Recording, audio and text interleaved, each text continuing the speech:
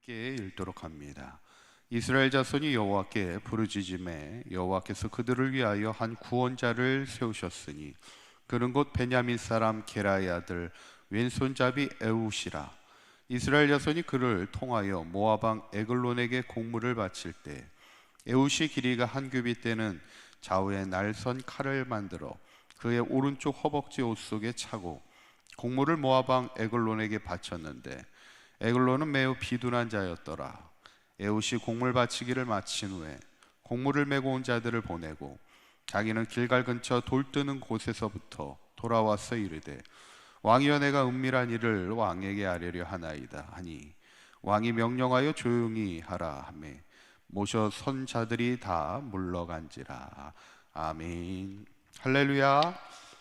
우리 지난 시간에 우리 이스라엘의 민족 두 번째 사사 에훗을 우리가 함께 보면서 그의 특징은 왼손잡이였다는 겁니다. 그 당시 왼손잡이는 오른손을 쓸 수 없는 장애를 가진 사람이었다.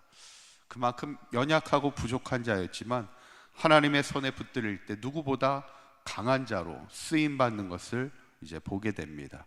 오늘 본문은 계속해서 이제 에훗을 하나님이 어떻게 사용하시는가를 보여주는 말씀인데, 오늘 본문을 보면 에훗을 통해 이스라엘 민족을 모압으로부터 구원하는 이 과정을 보다 보면 오늘 제목처럼 모든 조건과 상황을 하나님이 주장하고 계심을 우리가 보여주죠. 어쩌면 우리의 인생 속에서 우리가 잊지 말아야 될 것이 우리의 모든 상황을 하나님께서 주장하고 계신다는 이 사실을 우리가 잊지 말아야 됩니다.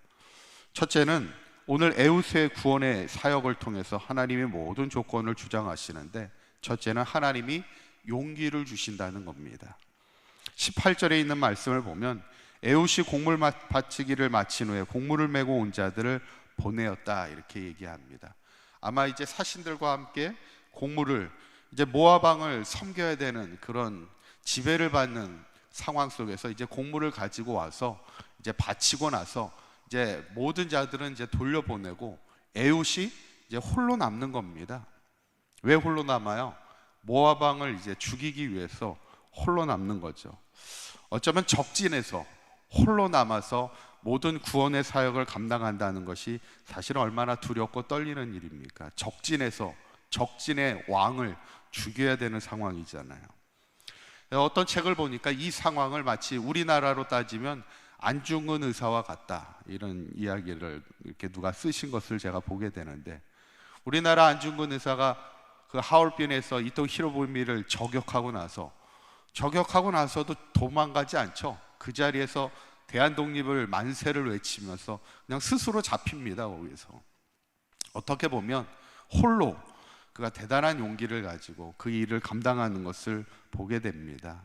어쩌면 그 당시 독립운동을 하던 많은 이들이 정말 용기 있는 그런 행동들을 많이 하는 것을 보게 되는데, 어쩌면 오늘 하나님이 에훗에게 용기를 주십니다. 그래서 홀로 적군에서 적지에서 그것을 다 감당하게 하시는데, 두 번째는 하나님이 또 힘을 주십니다. 오늘 에훗이 이제 왕과 홀로 이제 대면을 하게 될 때 21절에 보면 이렇게 성경에 나옵니다. 한번 읽어볼까요? 21절 시작. 에훗이 왼손을 뻗쳐 그의 오른쪽 허벅지 위에서 칼을 빼어 왕의 몸을 찌르매 이렇게 나오죠.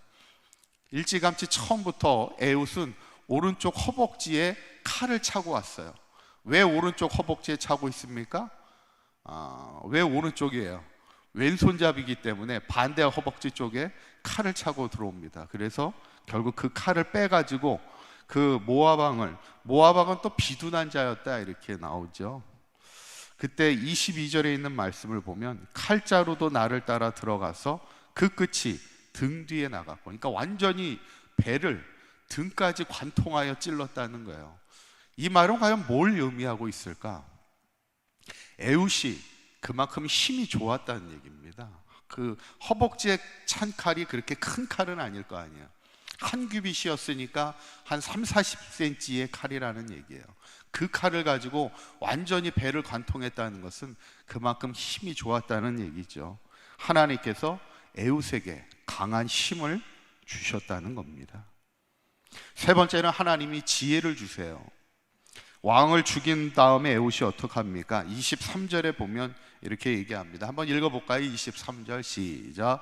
에훗이 현관에 나와서 다락방 문을 뒤에서 닫아 잠그니라 그랬어요. 하나님이 에훗에게 지혜를 주십니다. 이제 도망갈 수 있는, 피할 수 있는 지혜를 주시는데, 다락방 문을 딱 잠궈버리니까 어떻게 되는 거냐면 신하들이 들어올 수가 없는 거예요. 잠그면. 왕이 문을 잠갔는데 함부로 신하들이 문을 열고 따고 들어올 수가 없는 겁니다. 왕이 허락하지 않는 이상은 함부로 문을 열고 들어올 수가 없어요. 그러니까 신하들이 어떻게 해요? 문이 잠긴 거 있으니까 그냥 기다릴 수밖에 없어요. 그러면서 그들이 뭐라고 얘기해요? 24절에 보면 에훗이 나간 후에 왕의 신하들이 들어와서 다락방 문이 잠겼음을 보고 이르되 왕이 분명히 서늘한 방에서 그의 발을 가리우신다 이렇게 이야기합니다. 발을 가리우다는 얘기는 뭐냐면 왕에 대해서, 왕이 용변을 보는 이야기를 그대로 직설적으로 말할 수 없으니까, 신하로서 그것을 부끄러운 일을 말할 수 없기 때문에 발을 가리우신다 이렇게 완곡하게 표현하는 거예요. 그러니까 아마 왕이 용변을 보고 계시느라고 다락방 문을 잠고 계신가 보다, 문을 잠고 계신가 보다 그렇게 생각하게 되니까 결국 그 시간 동안 어떻게 해요? 에훗이 도망갈 수 있는 그런 상황이라는 거예요. 어쩌면 하나님은 그 피할 길도 허락하시고 또 그런 지혜도 주시고 지금 모든 상황을 하나님께서 만들어가고 주장하고 계시다는 것을 우리에게 보여주고 계시죠. 그래서 네 번째는 승리를 주세요. 한번 따라해 보실까요? 하나님이 승리를 주십니다. 결국 왕이 죽고 나니까, 여러분, 한 나라의 왕이 죽었을 때는 전세는 완전히 역전되는 거예요. 그러다 보니까 나머지 군사들은 오합지졸이 되는 겁니다. 결국 에훗이 군대를 일으켜 모압 군사를 치러 가는 겁니다. 그 전까지는 전혀 이길 수 없는 상대였지만 모압 왕을 죽이고 났을 때는 어떻게 돼요? 29절에 있는 말씀을 보면 이렇게 말씀해요. 한번 읽어봅니다. 시작. 그때 모압 사람 약 10,000명을 죽였으니 모두 장사요 모두 용사라, 한 사람도 도망하지 못하였더라 그랬어요. 이 10,000명은 누구냐면 지금 이스라엘 민족을 지배하고 있는 군사들이에요. 그 군사들이 다 장사고 용사였다라는 거예요. 누구보다도 용맹한 자들이 아무래도 타 민족을 지배하고 있었겠죠. 하나님은 그 모압의 군사들, 모압의 장사였고 용사였지만 한 사람도 도망하지 못하고 다 전멸시키는, 그 10,000명을 다 전멸시키는 그런 승리를 하나님이 이기게 하여 주셨음을 보게 되죠. 그리고 마지막으로 하나님이 뭘 주시냐면 평안을 주십니다. 하나님께서 평온케 하시는데 마지막 30절에 있는 말씀 한번 읽어봅니다. 시작. 그날에 모압이 이스라엘 수하에 굴복함에 그 땅이 80년 동안 평온하였더라 이렇게 성경에 나옵니다. 에훗이 모압 왕으로부터 이스라엘 지파를 구원하였을 때 80년 동안 그 땅에 평온하였다는 거예요. 이게 지금 계속 사사들의 패턴입니다. 이스라엘 백성이 불순종하였을 때 그들의 울부짖음에 하나님께서 괴로움 앞에 하나님 앞에서 구원자를 보내주시고, 구원자가 사사가 구원하였을 때 그 땅에 평온케 한다. 이 패턴이 이제 사사기의 패턴인데 80년의 시간을 평온케 했다. 어쩌면 이 12명의 사사기에 나오는 12명의 사사 중에 가장 오랜 시간 동안 그 땅에 평온을 찾아오게 하셨다는 거예요. 어떻게 보면 에훗은 당시 왼손잡이로서 가장 연약하고 가장 부족한 것 같은 사람이었지만 어쩌면 가장 긴 시간 동안 하나님께서 그 땅에 평온을 허락하게 하셨다는 것, 어쩌면 약한 자를 들어 강한 자를 부끄럽게 하셨던 하나님의 귀한 구원의 역사를 우리가 보게 되죠. 저는 오늘 본문을 보면서 여튼 중요한 것은 뭐예요? 하나님이 모든 상황과 조건을 주장하고 계시다는 거예요.